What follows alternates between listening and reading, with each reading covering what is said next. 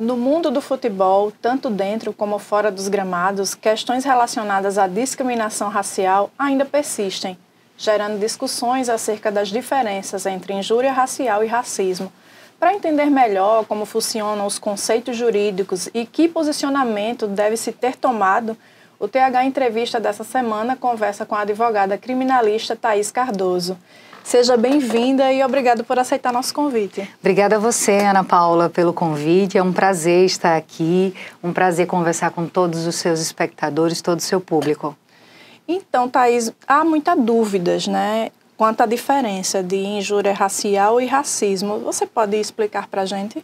Olha, a primeira grande diferença, Ana Paula, que a gente precisa apontar é que a injúria, ela é uma ofensa destinada a uma pessoa de uma forma individual. Pode ser uma ofensa verbal, pode ser uma ofensa gestual, como você citou o exemplo dos gramados, a gente viu casos assim de torcedores que jogaram bananas, por exemplo. Então, assim, não precisa necessariamente haver um xingamento, uma ofensa verbal. Já o racismo, ele é um crime praticado contra uma coletividade. Então, a gente vê que a coletividade, ou de uma raça, de uma etnia, de uma procedência nacional, ela é atingida, ela se sente ofendida. Então, por exemplo, uma pessoa que ela é impedida de participar de um processo seletivo para determinado cargo porque ela é negra, ou porque ela é judia, ou porque ela vem da Argentina, é uma pessoa, um argentino. Então, essa pessoa, ela está sofrendo o crime de racismo, porque não é dirigido a ela, mas a sua raça, a sua origem, a sua etnia. No caso, esses dois, a injúria e o racismo, eles são inafiançáveis? Exatamente. Até recentemente, a gente tinha aí uma equiparação que tinha sido feita pelo STF.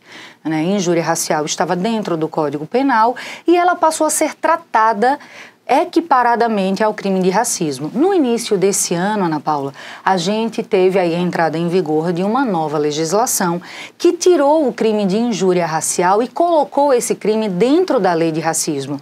Então, hoje, por força legal, a gente tem a injúria racial como uma prática de racismo, porque a lei 7716 é uma lei que trata apenas dos crimes ligados à raça, cor, etnia, religião, procedência nacional. Então, o crime de injúria racial agora está dentro dessa legislação. Entendi. E no caso, se uma pessoa for vítima, o que ela pode fazer? Como representar, né? Exatamente. Assim, o crime de racismo, todo crime de racismo, como você lembrou, né, anteriormente, é um crime inafiançável, é um crime imprescritível. Então, ele é um crime muito grave. Então, todos os crimes que estão ali dentro daquela legislação, né, da lei do racismo, são crimes que eles são investigados e eles são processados sem a necessidade de representação da vítima.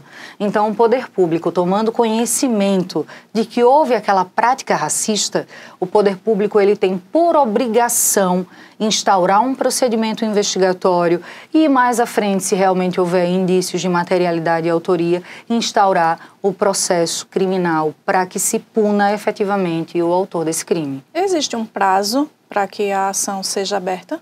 Não existe prazo para que a ação seja aberta. Agora, se o ofendido perceber que dentro de determinado prazo, que o Ministério Público não se movimentou, ele se deu inerte ali àquela movimentação, ele pode entrar com uma ação penal que é subsidiária dessa ação penal que deveria ser iniciada pelo Ministério Público. Então, o ofendido, ele pode, ali dentro de um prazo que ele precisa observar se foi ou não instaurada a investigação ou a ação penal, ele pode entrar com a ação penal individualmente. Explica um pouco para a gente como é que vai funcionar, né, essa lei que foi sancionada, a Lei 14.532 desse ano, que aumentou, né, a pena. Isso, ela já está em vigor, como eu falei, essa legislação, ela tirou a injúria racial do Código Penal, ela trouxe outras alterações, mas eu acho que a mais significativa, né, ela trouxe essa questão da injúria racial sendo tratada dentro da lei do racismo. Quando a injúria racial estava no Código Penal, ela era punida de 1 a 3 anos, uma pena mínima muito pequena, né, de 1 ano apenas. E agora, dentro da lei do racismo, ela tem uma punição muito maior, que vai de 2 a 5.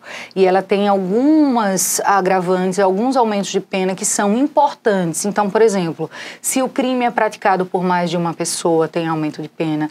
Se o crime é praticado em um ambiente de desporto, em ambientes que sejam de práticas culturais, é também aumentada a pena. Então, esse tratamento para a injúria racial, a partir dessa nova legislação que entrou em vigor em 11 de janeiro desse ano, esse tratamento passou a ser muito mais gravoso. É um avanço significativo essa pena, né, aumentada?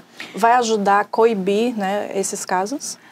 Olha, Ana Paula, eu sou muito reticente com relação a gente agravar penas, a gente criminalizar condutas como a única medida para a gente coibir práticas criminosas, e ainda mais quando a gente está falando aí de práticas racistas, preconceituosas, discriminatórias.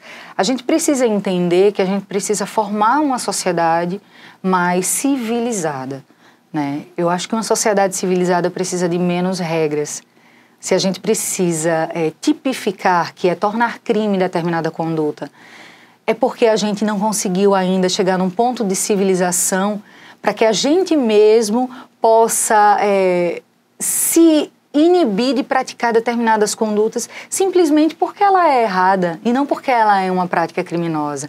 Então eu penso assim, hoje a justiça ela pode ser alcançada de uma forma mais gravosa para condutas que ainda não são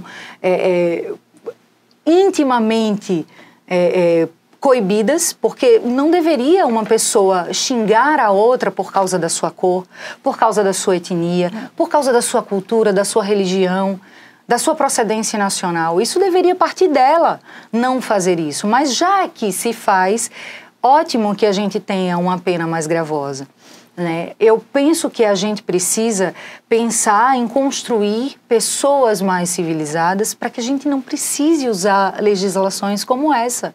Imagine a gente ter uma legislação que tem que dizer textualmente que impedir alguém de acessar determinados ambientes é um crime e que aquilo vai ser punido. É um absurdo. Eu penso dessa forma. Eu acho que a gente chegou num ponto de retrocesso humano, na verdade, que a gente precisa criminalizar uma conduta que nem deveria existir. Então, respondendo a sua pergunta, é um avanço jurídico, sim, mas todas as vezes que eu vejo um crime se tornar um crime mais grave ou uma determinada conduta que não era crime passar a ser crime, eu penso que a sociedade está dando um passo para trás. Ok, Thaís, muito obrigada pela atenção, pelas informações e seja sempre bem-vinda ao TH Entrevista. Muito obrigada a você, Ana Paula, obrigada a todos os seus espectadores, teleouvintes. Eu aprendi outro dia que quando um produto ele é passado em diversas plataformas, os espectadores são chamados de teleouvintes. Eu adorei esse termo, eu estou usando sempre. Então, muito obrigada a todos os teleouvintes, eu estou à sua disposição, sempre que precisar de mim, pode me chamar que eu estou por aqui. Ok, muito obrigada. Obrigada a você. E o TH Entrevista fica por aqui, até a próxima.